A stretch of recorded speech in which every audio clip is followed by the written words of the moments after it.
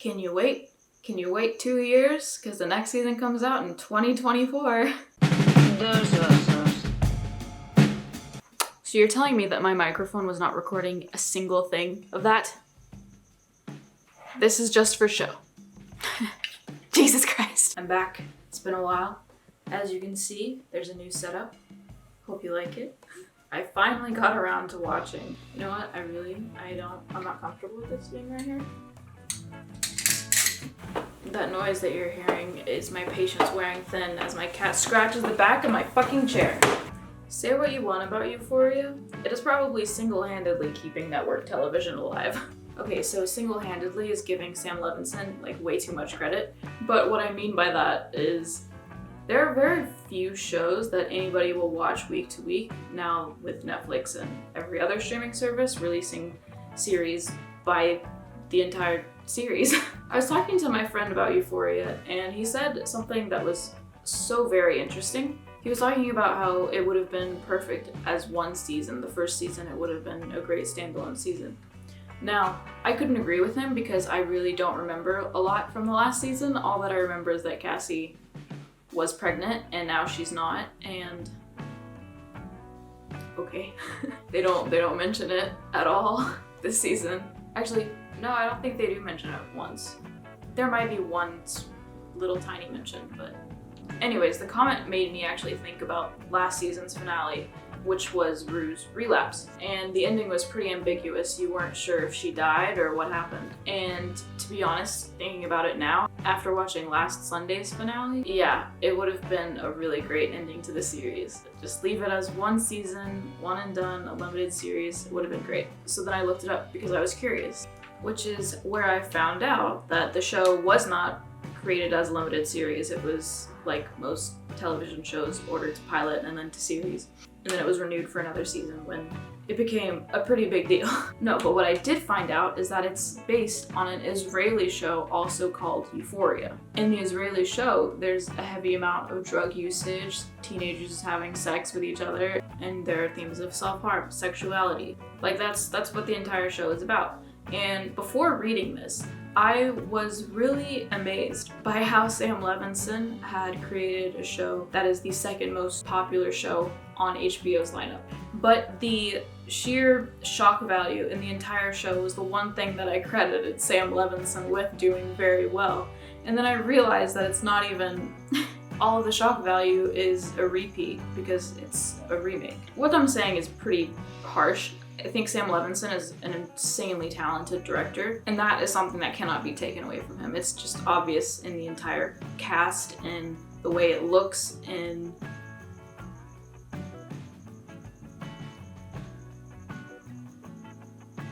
what I don't like about Sam Levinson's methods is the fact that he has no writer's room. This is something else that I learned. I apparently did not know much about the show, but just one quick search on Wikipedia told me a lot. There's no writer's room. He's the sole writer of the show. How many episodes were this season? Like 8, I think? 8 or 9? 7 or 8? 7, 8, or 9. One of those numbers. Each episode is about an hour to an hour 15 minutes. I mean, first of all, no wonder it took so long for this series to come out because he does everything himself, which is so impressive, and I admire the work ethic, but I think he is just insane for doing that. Because when you don't have a writer's room, when you're writing every single episode, 100 plus pages times 8 per season, you lose your mind a little bit, and you can't really follow the storylines as well as you would be able to if you were working on it with a team. When you are the sole writer, you get tunnel vision. There's no feedback. There's no chain of feedback. It's just an echo chamber. Because you're thinking, oh, this is so good, this is so good. Because nobody's there to tell you, hey, wait, what happened with the case of drugs? Or, hey, why is Kat taking such a minor role this season? What happened to her being a cam girl? These are all problems that could easily be addressed just by having people working with you. And so now that we've gotten a little backstory into the more production side of things, let's just jump into the finale. If you have not seen the finale, spoiler alert, what even happened? Ashtray dies. Yeah. Maddie beats Cassie's ass off screen. That's okay. Back to the production side of things just for a little bit. That's the beauty of how network television shows used to run. They would never finish a season before releasing it. And what I mean by that is they'd finish maybe the first half, they'd film the first half, and they'd start releasing them weekly. By the time they actually reach the final air date, then the last episode will have been made. But production is still going on while the first episodes are airing. i.e., the writers can gauge their own writing off of the audience's reaction. And if Sam Levinson had done that, which is completely impossible to do with a show like Euphoria, but if he had done that, then he would have seen Twitter asking all of the questions that they ask, and he would have corrected those mistakes. This is like a much more serious example, but there was an episode of Friends that got wildly changed and was reshot because it involved Chandler and Monica going through an airport joking about bombs. Of course, I think a few months, maybe a month or two before it was supposed to air, 9/11 happened. So then they have this episode that they filmed where they're in airports joking about bombs, and then this catastrophic thing happens. And so of course they scramble to reshoot it. I am not at all trying to compare Euphoria and its forgotten plot lines to 9/11, but I'm just saying, it's called foresight, and it seems that there is none in Euphoria. I'm gonna start with what I thought worked really well about the finale, and that is Fez and Ashtray's storyline. And I hope what I'm about to say upsets people. I am so glad that Ashtray died. That child, that little tortured boy, was causing so much issues for Fez. And I know Fez loves him and he doesn't want him to die because obviously, but oh my god, Fezz's life will be a lot easier now. If of course he blames all of the deaths on Ashtray like he should. No, but why I think the storyline works really well is because the first scene of this entire season is a flashback to Fezz's childhood. In this backstory, we learn about Fez and Ashtray's relationship, and we learn about what they do to protect one another and their bond. And we see Fezco's grandmother, who Rue proclaims as a motherfucking G. We see her raise these two young kids in that same lifestyle. Remember that Fez got hit in the head pretty hard, and it's implied that he has brain damage, and Ashtray was an actual little baby when he came into their little family. So I find it incredibly fitting that the season ends with Fez, Ashtray, and their grandmother, who, to be completely honest, I thought was dead. I entirely forgot that she was living, I guess not really living, closer to dying, all the while in bed. And while a lot of people thought that scene was funny, how she was just kind of lying there when all this was happening, I actually found it unbelievably appropriate. She's lying in bed, dying, breathing her last breath, as her grandsons in the other room are being shot at. What is that? It sounds like an arc. I gotta be honest, I didn't know Sam Levinson knew about arcs this season. But yeah, I thought it was very fitting. And of course, Angus Cloud and Javon Walton, I believe is his name, are excellent actors. The scene is emotional. And what I didn't like about it is I am not too sure about Ashtray's motivations. I don't know, they paint him as a pretty smart kid. Violent, yes, but smart. And he knows what he's doing, for the most part.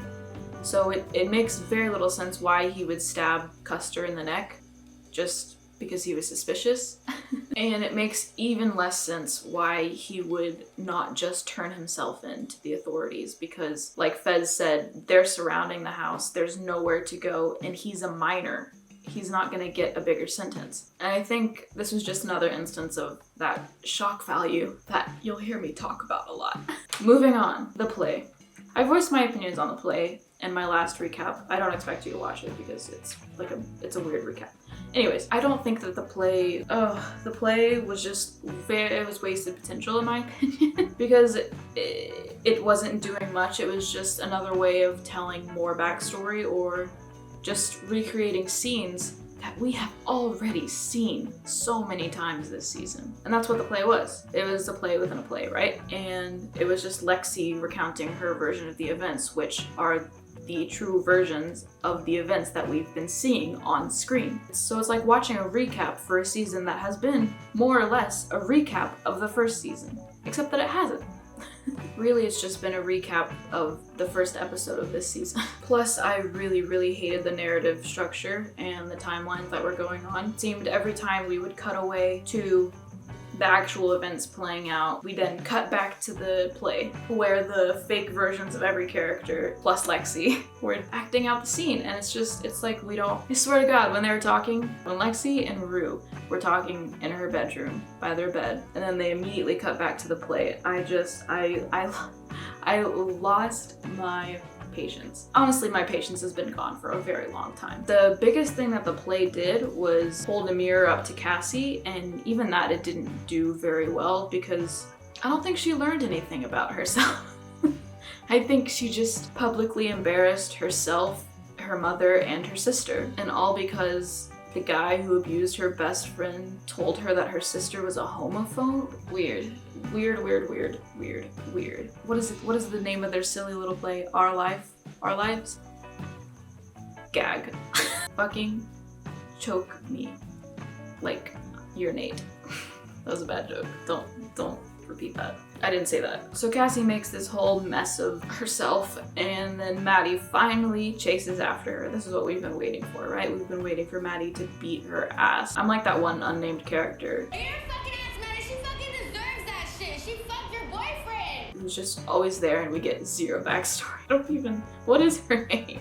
She's the other one. She's the other friend. Anyways, Maddie chases after Cassie, but then we don't even see anything. We see her push her and she bangs into the wall, which I have to admit was pretty satisfying, but you don't see anything. It cuts to the bathroom where Maddie is unscathed and Cassie kind of has like a bloody nose or something. And it's just another example of a lack of any real action by any of the characters in the show.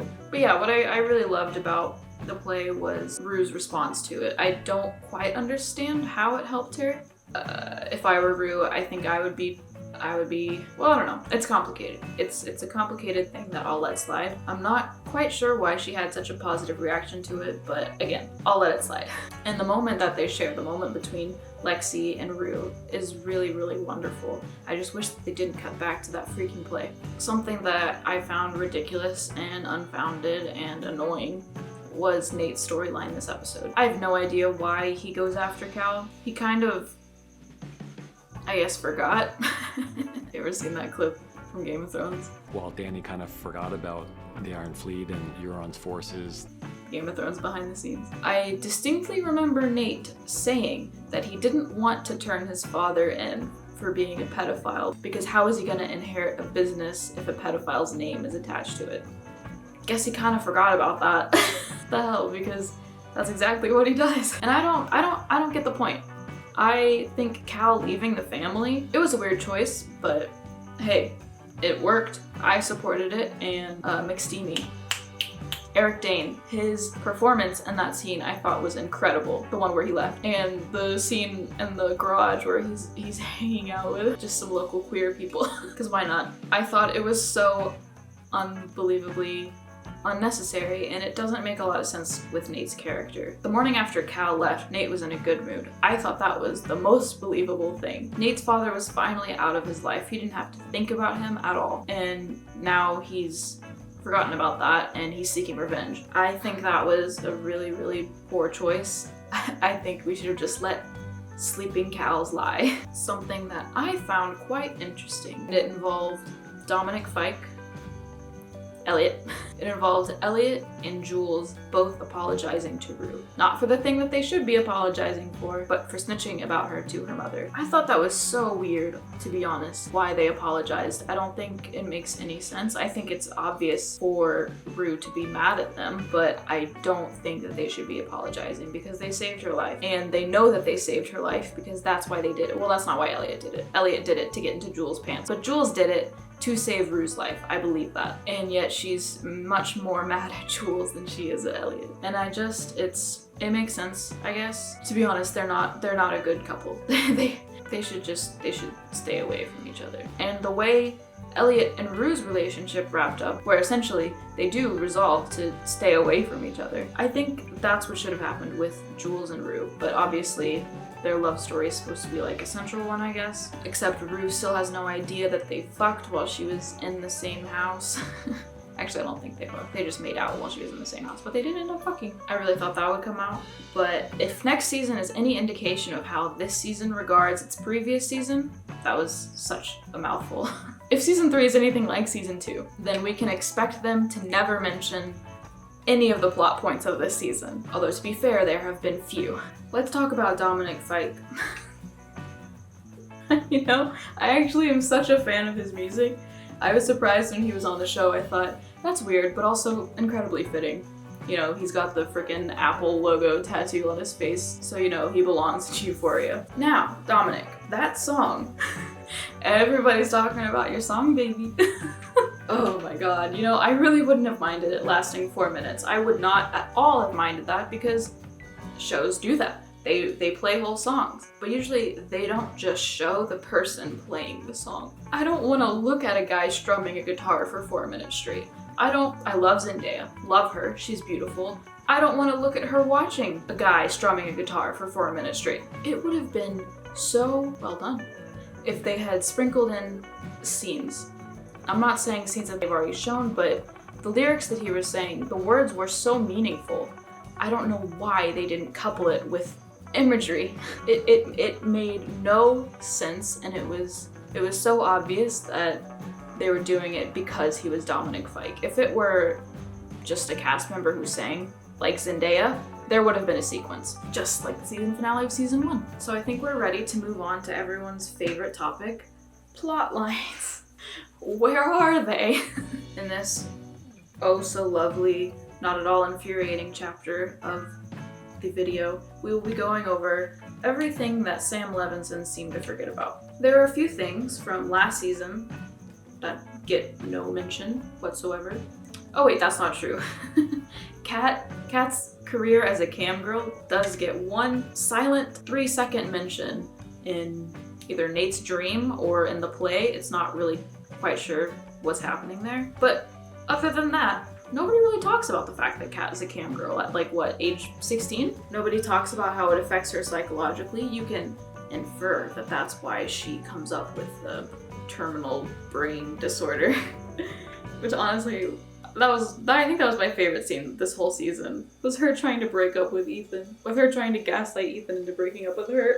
This isn't really a forgotten storyline because it is wrapped up, but I think it's a weirdly handled storyline, and it's like Sam forgot the core of it, and that's Ethan and Kat's relationship. They spent the whole season getting them together, and the whole season was spent with Kat realizing that Ethan is the right guy for her. He will treat her with respect and love like she needs, like she clearly doesn't realize that she needs, but that's the first season, is that she realizes that Ethan is the guy she needs. And I don't understand what happened this season. But no, everything about Kat this season was just handled in a really weird way, and I don't know. I don't know if the rumors are true. I don't know if she's coming back for a 3rd season. Another forgotten storyline of last season, McKay.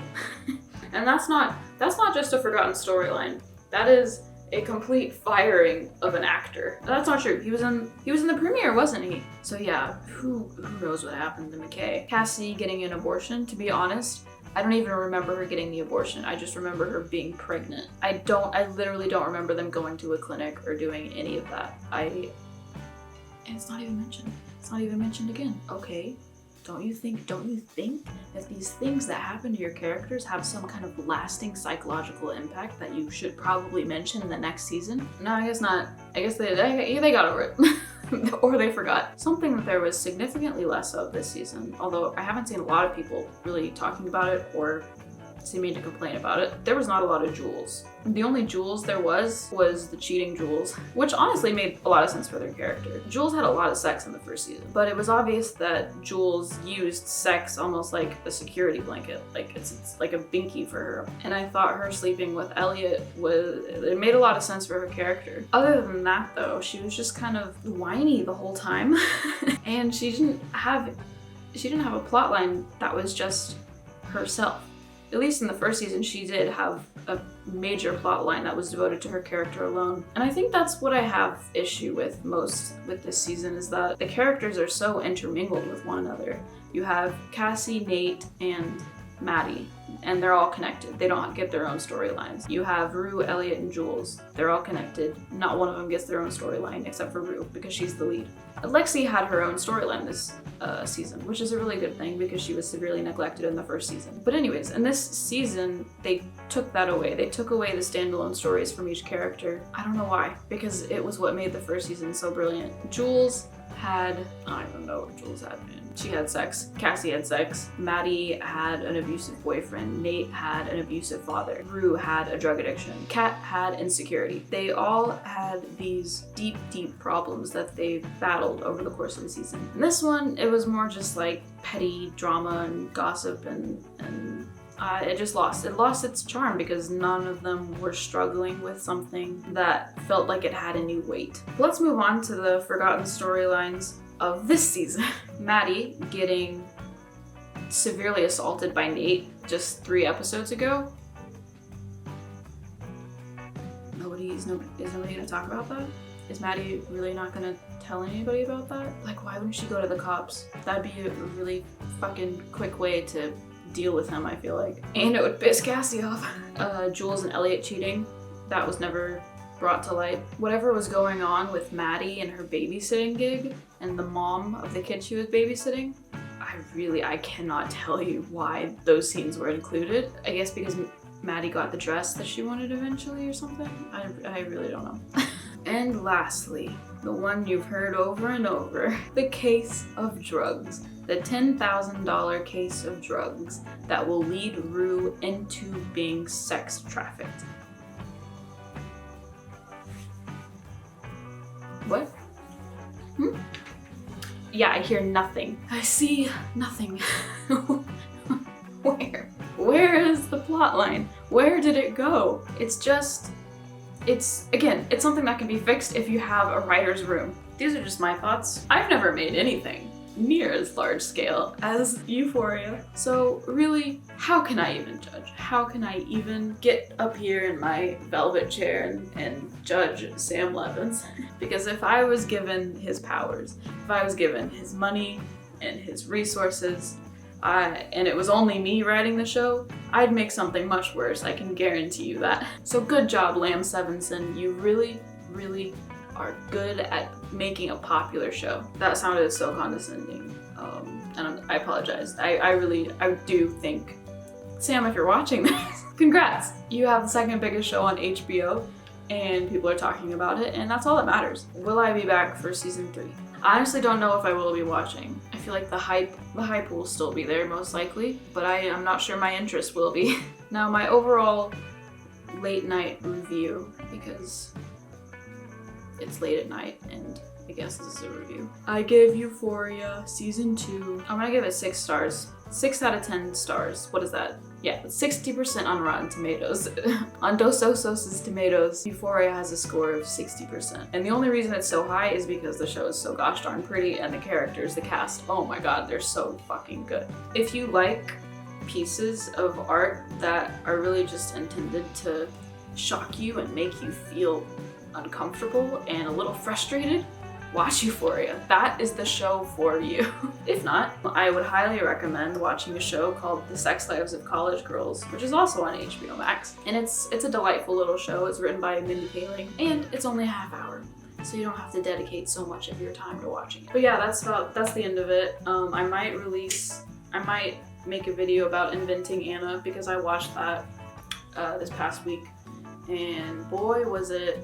Maybe I should really stop criticizing powerful people in the industry. Let's just say I love Shonda Rhimes when she was writing for Grey's Anatomy. Peak Shonda. So, stay tuned. Or don't if you don't want to. Night.